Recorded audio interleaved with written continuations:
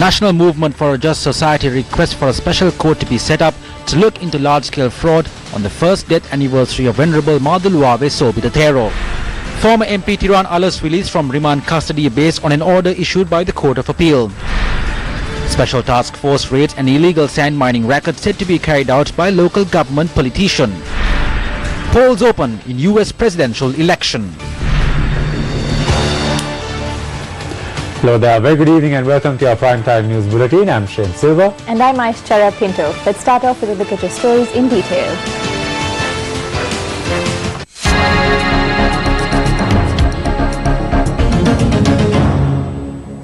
Today marks 1 year since the demise of Venerable Maduluave Sobithatero, the founder of the National Movement for a Just Society. A memorial was held in remembrance of Venerable Maduluave Sobithatero at the Foundation Institute in Colombo with the participation of President Maithripala Sirisena, Prime Minister Ranil Wickremesinghe and other political leaders. A minute of silence was observed in remembrance of the late Thero. The official precedence began following religious observances.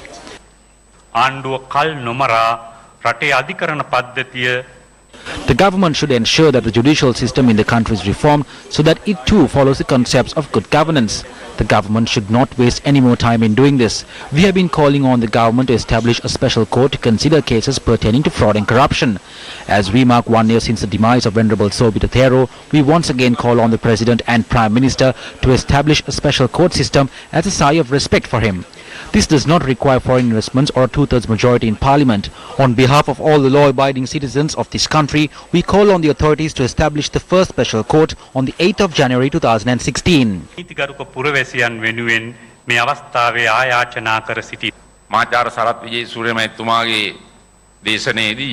There were a number of proposals made during Professor Sarath Vijayasuriya's lecture. I will discuss these with the Prime Minister and will look into how we can implement these recommendations. We will also look into what obstacles these recommendations could face when being implemented. With regard to a special court being implemented, we have also engaged in discussions for several months. In such a complicated backdrop, I believe that actions like this should be taken in consultation with everyone so that we can resolve the problems that could crop up.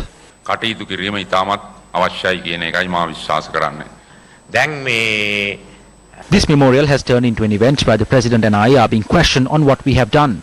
First of all, the President suggested that the 19th Amendment be repealed. Everyone agreed on establishing an independent commission, but we had different opinions on who should be the members of these commissions. Now we have to establish a new constitution.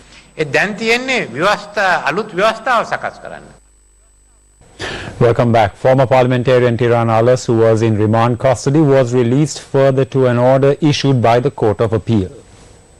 The Court of Appeal issued an order staying the order made to the remand of the former MP Tiran Alas. The order was issued after considering the revision application filed on behalf of Tiran Alas in the Court of Appeal. President's counsel Ramesh De Silva, appearing on behalf of former MP Tiran Alas, pointed out that the accusations levelled against his client do not come under the Public Property Act. He said that this application could be brought within the Bail Act. The President's counsel went on to note that the High Court did not consider the health situation of Tiran Alas, although clear reports were produced. He also mentioned that the prosecution did not object to bail being granted and added that the fundamental rights application filed before the Supreme Court had not been considered. Considering all the facts, the Court of Appeal issued an order to stay the order made by the High Court to remand the former MP. He was then released this evening. MP Tiran Alas was also ordered to appear before the High Court next Thursday. They put me in jail under false accusations. Some people like to watch us being handcuffed and taken into jail. Some are happy, but I don't think they can be happy for long. I thought it was wrong to remand me, and the court proved it right. The government states that attempts made by a certain group to create a tense situation opposite the Presidential Secretariat today, in a backdrop where steps have been taken to ensure that disabled war heroes receive their due pensions, is a conspiracy aimed at putting the government in a difficult situation. Issuing a media release, the Presidential Secretariat notes that it was apparent as to who was directing the innocent war veterans. The release notes that it is clear these actions were part of a conspiracy by an anti-government group to discredit the government and create a rift between the government and the war veterans. In a backdrop where a special cabinet paper was submitted by the President and directed to the Ministry of Defence after obtaining the approval of the Treasury, the government reaffirms that acts of this nature were prompted by political organisations that stand against the government. government. The release by the Presidential Secretariat also notes that this incident took place when the Defence Secretary and members of the Presidential Secretariat were engaging in discussions with a group of representatives of the disabled war veterans. Former Mayor of Kaduvela G.H. Budadasa convened a media briefing today. The problems faced by the disabled war veterans are not issues that came up recently. This is a problem which came up during the period of Mahinda Rajapaksa in 2007. This is being done on the whims and fancies of Vimal Veerawansa. Bengamu Nalakatero and Vimal Veerawansa are the ones who are conducting this. Even the war heroes are being directed by them. This is a conspiracy launched by Vimal Veerawansa.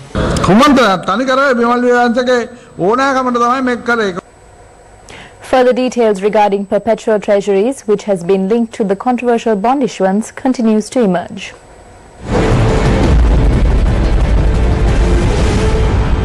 Over the past few weeks, there were numerous media reports which highlighted that Perpetual Treasuries, the primary dealer linked to the controversial bond issuance, had been buying up shares of banks and other financial institutions under their name as well as through other companies. The media reports highlighted two key names, that of Perpetual Treasuries and Perpetual Equities. The link between Arjun Aloysius, the son-in-law of former Central Bank Governor Arjuna Mahendran, and the companies mentioned above have been revealed. Arjun Aloysius, the son-in-law of former Central Bank Governor Arjuna Mahendran, served as a director of Perpetual Equities until the 16th of January 2015. Incidentally, on the same day, Arjun resigned from his post on the board of directors of Perpetual Treasuries. Yet another name mentioned on the board of directors of both Perpetual Treasuries and Perpetual Equities is that of Jeffrey Joseph Aloysius, the father of Arjun Aloysius. Jeffrey Aloysius is also listed as the chairman of Perpetual Treasuries according to their corporate website. Arjun Aloysius resigned from the board of directors of Perpetual Equities in 2015 and rejoined a few months ago in September this year. Incidentally, both Perpetual Equities and Perpetual Treasuries are listed under the same address. Governor of the Central Bank, for your attention.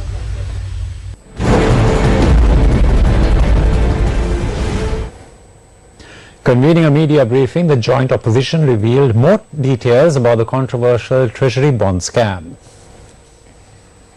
Perpetual Treasuries Samagama. Perpetual Treasuries Limited emptied the central bank. What are they doing with the large sum of money they earned? They are now trying to solidify their power in strategic economic positions. They have invested nearly 2 billion in the National Development Bank. From what we have heard, they have already transferred a large sum of money to Singapore. They are also in the process of purchasing lands in Colombo. What will happen if the government cannot recover this money? So in order to avoid that from taking place, we have to take immediate action against this. What we recommend is that the bank accounts of the Perpetual Treasuries Limited should be frozen immediately, or at least their license should be cancelled temporarily. That is something any country would do. If this happened in some other country, the Prime Minister would resign even on a temporary basis. What we think is that we should report the current situation in the country and all the facts in connection to this to the Monetary Authority of Singapore. අපි යවන්න ඕනේ කියලා සිංගප්පූරුවේ මූල්‍ය අධිකාරියට. විශාල ප්‍රමාණයේ ප්‍රවෘත්තිපත්‍ර ආයතනයක් සහ Everyone involved with media knows that they have made preparations to invest money on a newspaper and a television company. They have not restricted themselves to banks. So far from what we have heard, they have started recruiting people to work in these companies. පුද්ගලයන් බඳවා ගැනීමේ කටයුතු වල නිරත වෙමින් ඉන්නවා කියලා තමයි අපිට තියෙන ආරංචි. ඒ කියන්නේ දේශපාලන ක්‍රියාමාර්ගවලට අවතීර්ණ වීම. They are using this money for political activities. So maybe that is why these people have received the blessings of the government. Because all this is very beneficial to politics. So under these circumstances, we cannot trust the government. What needs to be done before anything is to take this subject away from the Prime Minister. The President has all the powers to do that. ඒක අනිවාර්යෙන් කළ යුතුයි. ඒක කරන්න ජනාධිපතිතුමාට පූර්ණ බලතල තියෙනවා. Action TV highlighted last Sunday how the Foreign Employment Bureau was engaged in a financial fraud by granting a special job order to a certain agency which enabled the said agency to charge a fee from workers who are called for employment overseas directly through family and friends, bypassing local employment agencies.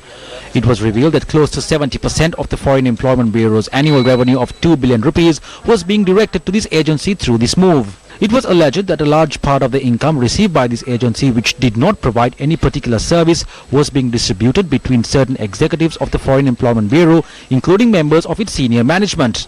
The contents of this letter give rise to a certain degree of suspicion on this matter. The letter in question, which has been addressed to the Secretary to the Foreign Employment Bureau by the proprietor of the agency in question last October, refers to a payment to be received by the agency which was approximately 70% of the 2 billion rupee revenue collected by the Bureau for the year. The proprietor has confirmed that he has provided an on-demand bank guarantee for 10 million rupees as security for the services to be provided by his agency.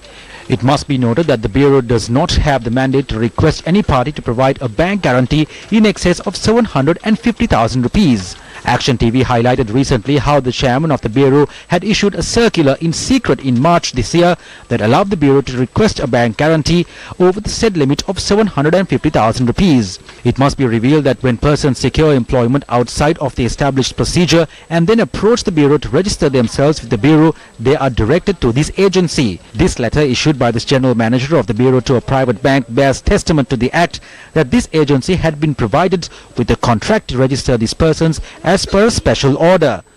This order was subsequently withdrawn in September on the instructions of the acting chairman of the Bureau.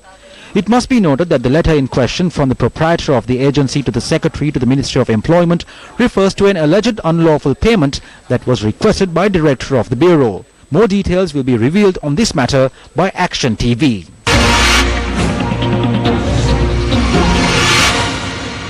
If we stand together, we will rise together. We will build a great wall. We will rise to the challenge. I am with you, I will fight for you, and I will win for you.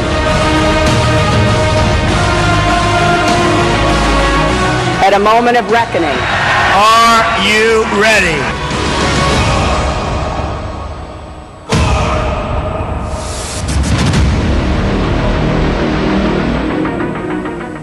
In more local news, questions were raised about the new party when former Minister Janaka Bandara Thennakoon arrived at the Kandy High Court to sign for bail in a case filed against him.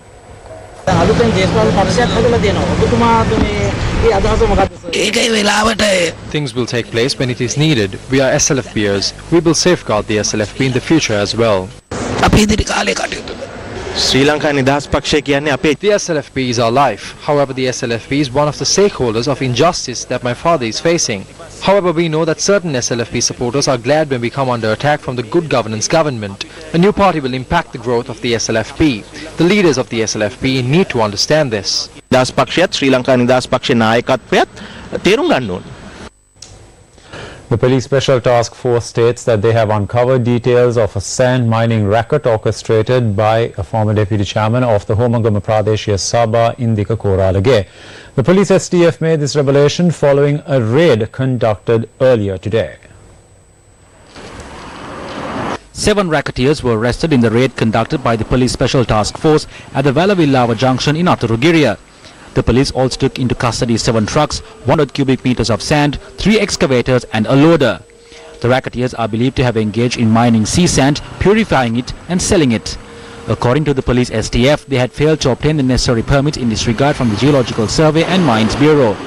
The arrested suspects have been handed over to the Atturugiriya police for further investigations. Hello. Hello. Oh. Indika Koralage mahatmayada hitapu upasabapathuma කතා කරන්නේ සිරස news එකෙන්. We are calling from Sirasa News. We received reports that the business of yours was raided by the police STF. STF එක වැටලීමක් කළා කියලා. It is not mine. නමුත් But the STF says that this business is connected to you, that it was being carried out without a permit. කියලා.